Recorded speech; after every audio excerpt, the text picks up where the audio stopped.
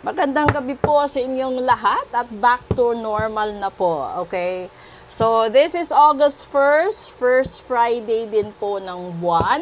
So, yung healthy reading natin ngayon will cover August 1st, August 2nd, and August 3rd.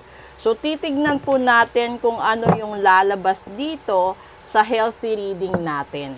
So, kukuha tayo dito ng isa at check natin, pupulsuhan natin. Sa gusto pong mag-book ng full private reading, message lang po kayo. Sa gusto naman pong magpa-ritual, message lang din po kayo. Okay? Ito, kukuha tayo dito isa. And there is an Ace of Pentacles. Patungkol po ito sa kalusugan.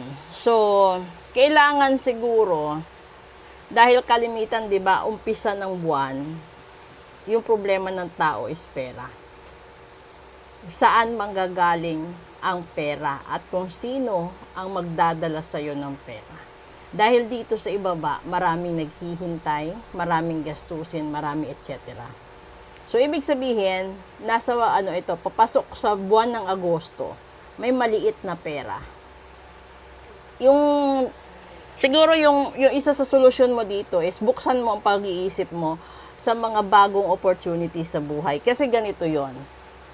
Kung naghihirap ka dahil nai-stress ka, dahil sa kakulangan ng pera, nai-stress ka dahil sa wala kang pambayad doon sa bills, 'di ba? Pambili ng pagkain, pambili ng sustento sa mga anak na pumapasok sa school.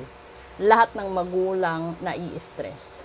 Lahat ng magulang nagkakasakit dahil sa dami ng mga responsibilidad at inaako na mga bagay na kahit hindi na sa kanila.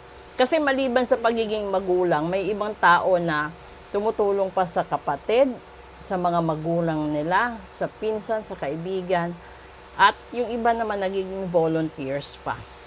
So dito, ang pinakamagandang sitwasyon is, kung nasa isang sitwasyon ka, halimbawa, nagtatrabaho ka, tapos paulit-ulit na lang, gano'n na lang yung cycle ng buhay mo. Wala kang nakukuhang maganda. Or meron man siguro pero hindi siya sapat.